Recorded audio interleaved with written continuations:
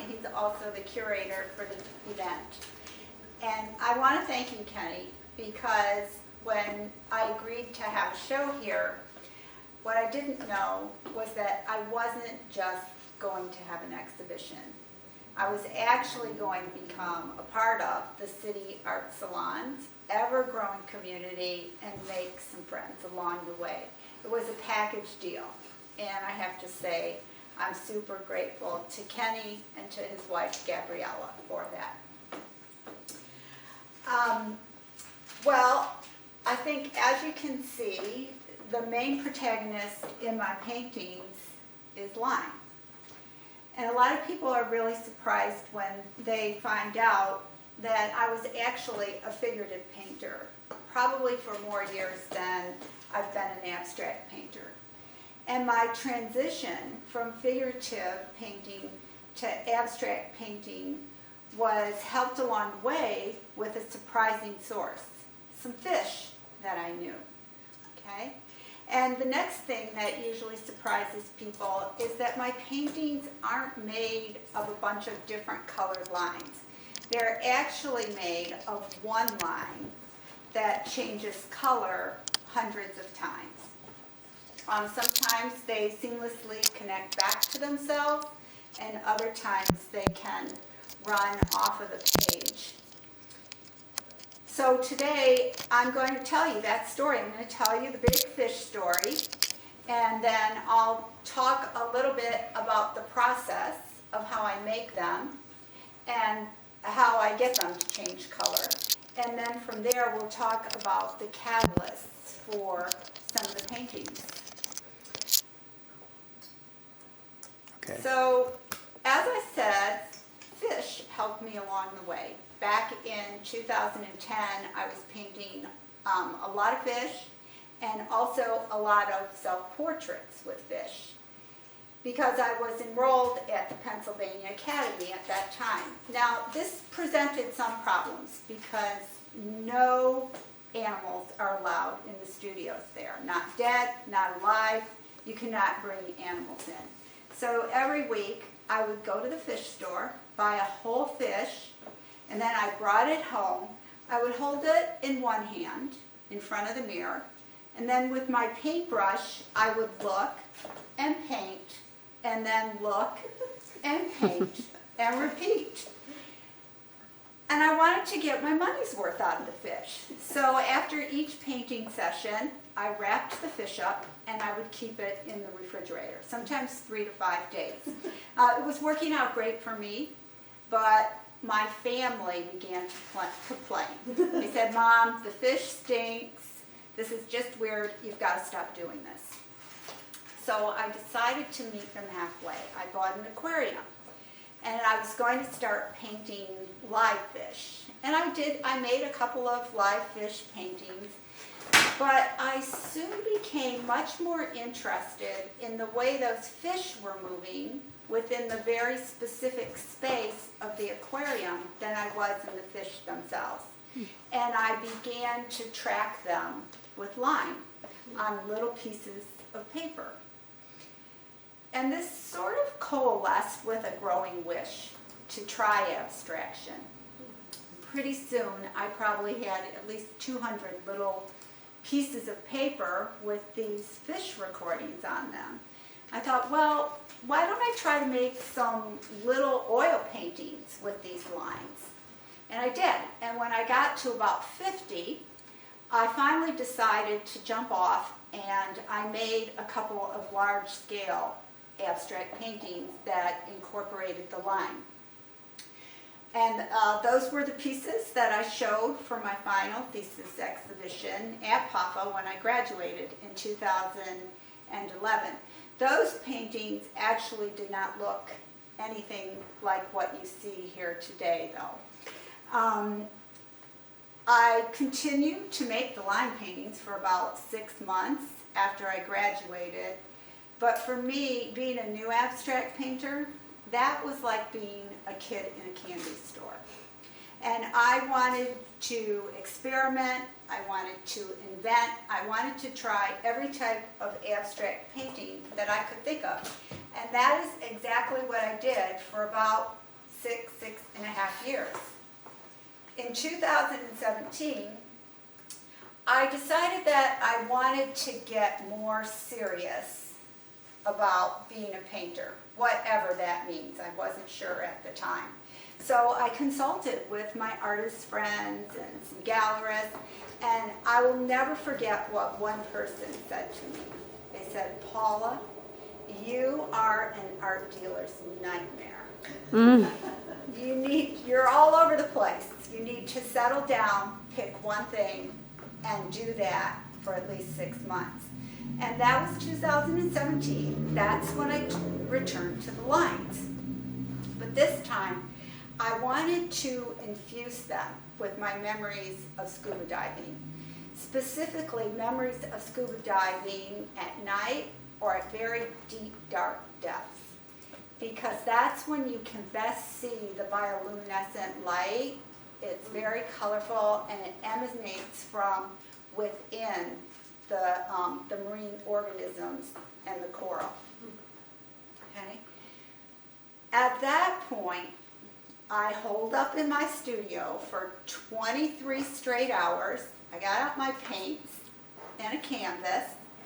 I did a lot of painting and then completely wiping the canvas down, or wiping down parts of the line or parts of the painting and starting over, until I eventually came up with a series of lines that changed color and moved across the page, and at times transgressed from being abstract to being fish-like forms. And since it was on a blue background, the colors did glow a bit, and I was fairly happy with it.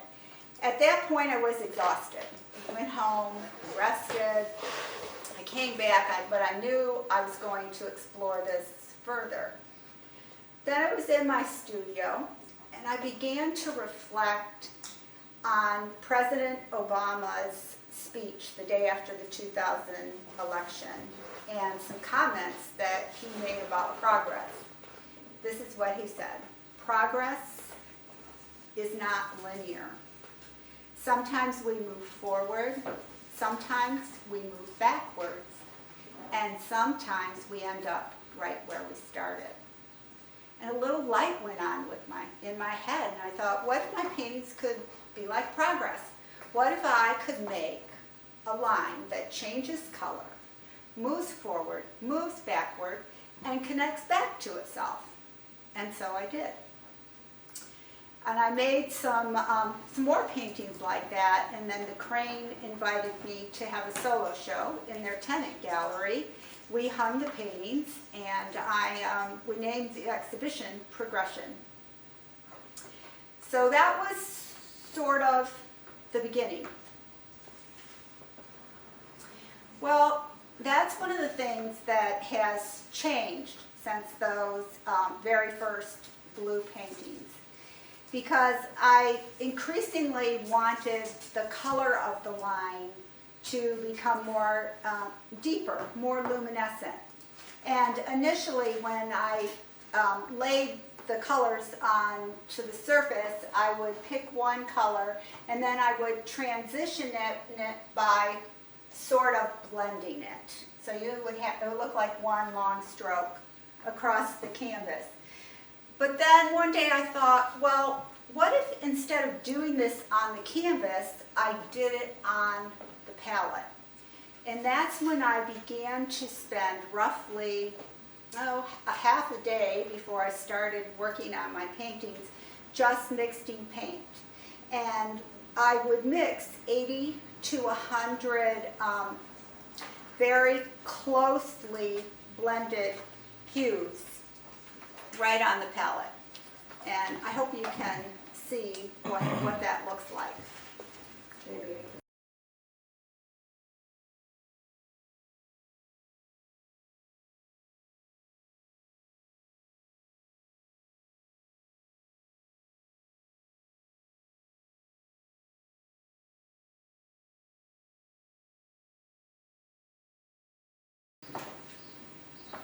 So once the colors are mixed, I begin to lay them down one brush stroke at a time.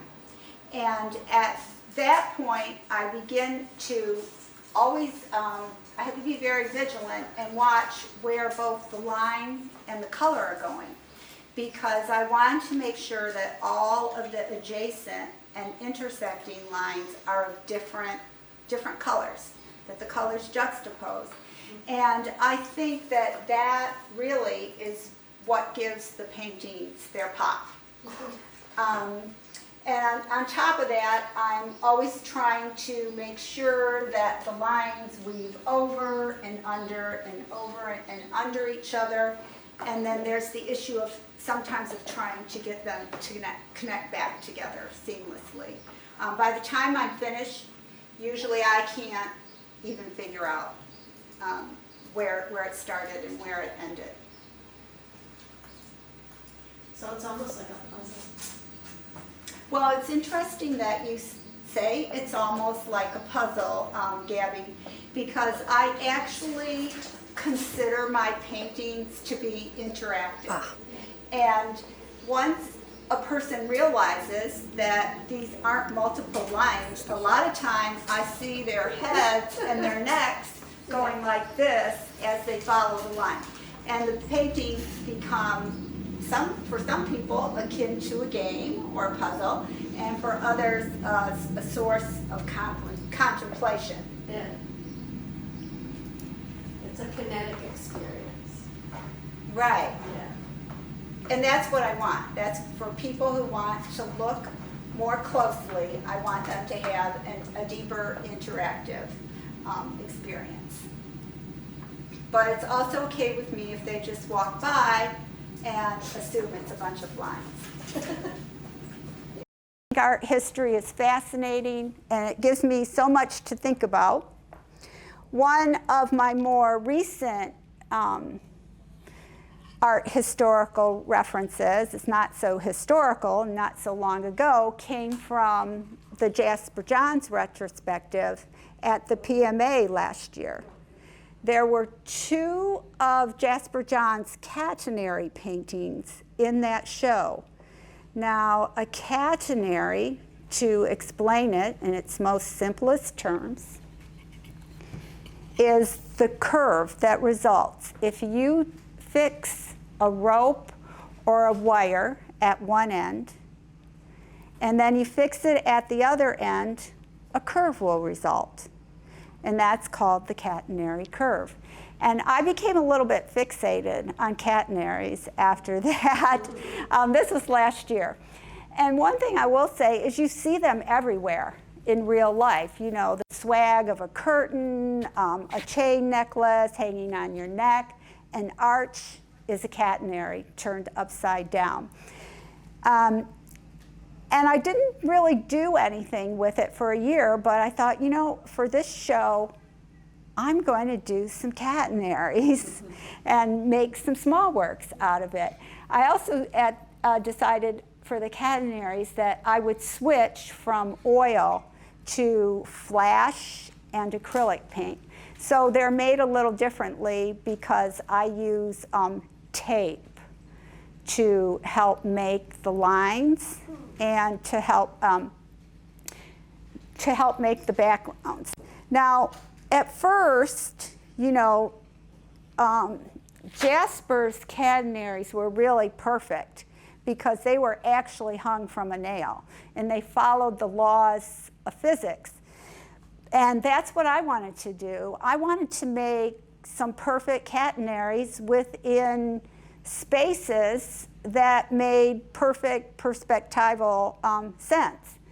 But when I made my first one, and I quickly made my first mistake, I thought, no, I don't want to make perfect catenaries. I want to make imperfect catenaries and nonsensical spaces. And so that's what I have done, and in a way I see them as a metaphor for liminality and life in general. So I'm going to keep making those. And now I'm going to come full circle for you. Yes, I still kept all of my little fish records, and within the last year I made a series of paintings from my original favorite sketches. And I also returned to the idea of dressing from abstract to something figurative or recognizable. Right here, I doubt you can see it, but there's what I call a little sail bike. It kind of looks like something that's a combination between a sailboat. Yeah. Paula, I was wondering, you talked a lot at the beginning as of water as an inspiration. Yes. And you mentioned the fish, and you mentioned scuba diving. Is there another personal relationship you have to water? Yes. Okay. I grew up in the Great Lakes, and my entire family referred to me as a fish. If I could, I would have spent every day, all day long, in a pool. By the time I was in high school, I was on the swim team. I was on the synchronized swim team. I became a lifeguard, a swim instructor. And, so it was only natural for me to begin scuba diving. I took on skiing. And honestly, I never even realized all of this or that I had this relationship until my professors told me to paint fish in grad school. And I came to this, and then I looked back and I was so surprised, like, yeah, it's been there my entire life. Yeah, there's a lot of the same spatial qualities of water that I feel like exist in these paintings as well, like thinking about how the cooler colors kind of dominate the background and create like a deepness, especially that blue, that aquamarine blue that you're kind of using in these, and the combination of green. Yeah, that's exactly us, and that's the feeling I want to give you. I want to, even if I'm working with geometry, I still want a little bit of that water sense in there. It has always been a fascination. I mean, even in, when I was in elementary school, they'd say, write a paper about science. Other people would be writing about oranges or bees or some kind of thing like that. I would write about sharks or fish. So. Yeah, and how the colors are bright, but they're not. The paintings are not flat. They're not flat. They have depth and dimension. And I also was talking to someone who was here at the opening, and we were saying how the colors vibrate, but not too much. And we both said yes, they vibrate, but not too much, where you can't even look at it. How do you achieve that? Is that something conscious that you do? Well, I think, the depth part, that is achieved there are two ways, as far as I'm concerned, that you can create depth. One is a classical Renaissance perspective approach, which is to put your forms into perspective. That's exactly what I do here, is I put the form in perspective, and with that you can also make some things, like you could make some, in some of the paintings, not in these though, you could have wider lines in the front at the surface, and then much more thin lines to take it back. And color also can help with that. And then there's another way that you can create space and depth, which was very popular in Asian art, is to have your lines or your forms overlap. So you automatically have one thing, like you, especially here, you can see that. You have this line is on the surface and this is behind it. So right here, you create some depth. And that also gets thinner there. It's an example. This appears to be coming forward, then it goes behind and gets thinner. So these are pretty classical little tricks that I think I actually learned from being a still life and figurative painter. You know, I think I still bring that to the party. I was concerned, sometimes when I come to a painting, another catalyst can be the idea of working out a specific challenge or a problem, which is what went on in this piece. And the problem was to, first of all, to use this circle in the middle and to somehow get some space through the color and the circle. But the other challenge was to integrate the foreground, the line, with the background. And I actually tried a number of different backgrounds right on this canvas. Okay, at one point it was blue, then at another point it was shades of blue that coiled around, and then at another point it actually had this pattern. Okay, and in the end I decided that the best thing for me to do was to allow that pattern to show through like it does here, and to emphasize the circle and to integrate the background by making my background a shape. Like in the past, I tried to create layers with more lines. You don't see any of those paintings here, but I would juxtapose one type of line, maybe a very thin line, with another type of line on the surface. But I wanted to start doing something different. And then I thought, aha, I can use shape and color as my background. And that's exactly what I did. And then I had to do some changes, because to do this, I couldn't have any greens out here. So I had to somehow make this painting that would connect back and had all the greens and blues in here and all the other colors out here. So it was a lot of fun. It took a long time. For all of its simplicity, it actually took a long time. So you really are thinking illusionistically the whole time, even in a painting like this, which actually at first glance has actually very little illusionistic depth. Actually, the more I look at it, I now see that this is actually extremely illusionistic. Yeah. I mean, to the point where I'm starting to see that circle, now it looks like a void that I'm falling into. Yes, that's it. And then you're kind of being held. Well, you know, it's funny because like one of his like favorite people that he promoted after Pollock was Clifford Still, whose work actually is exactly like what you're describing your work to be like. It's like, it's basically flat, but it looks quite, when you look at his work, they look quite illusionistic. They look, you know, it has quite a sense of illusory depth, right?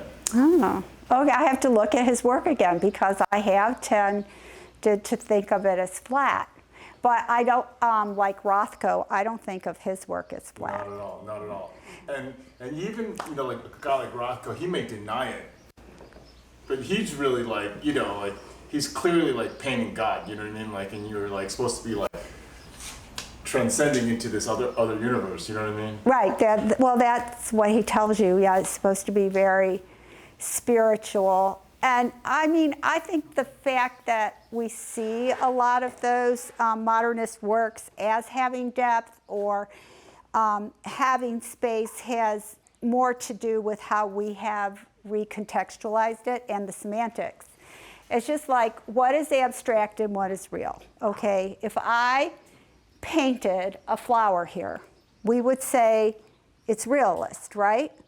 But I can tell you, it's not a real flower. It's something that we have abstracted from to put on this canvas.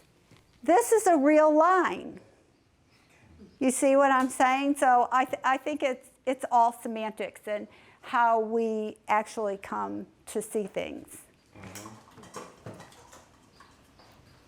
Yeah, isn't that how human nature is, though, right? Like, because like even if you show, like, so even like looking at paint like this, like I'm looking at real lines, I can't help but to see depth and illusory and to make up stories. Like I said, like I'm starting to see the void that I'm falling into. It's like I can't help but to make up a story about what I'm looking at and see illusions and see artificial depth.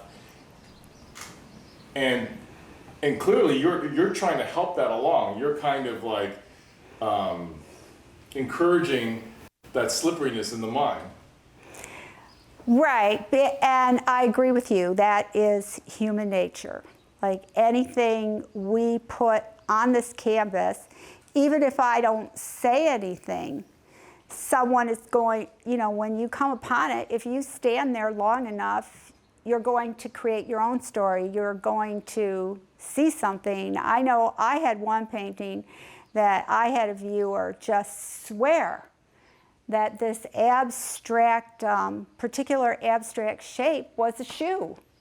She was like, I love how you put a shoe in there. I said, no, it's not a shoe. She said, yes, it is. I mean, she just couldn't let it go. But no, I did. To write it in French. Yeah. Well, Yeah, I did not intend a shoe, but you know what? It's okay. You know, I learned a long time ago. People hold on to their stories. You know, Yeah. Yeah. I have to let it go. After I make it, after it leaves the studio, I have to let it go. It's for everyone else to decide.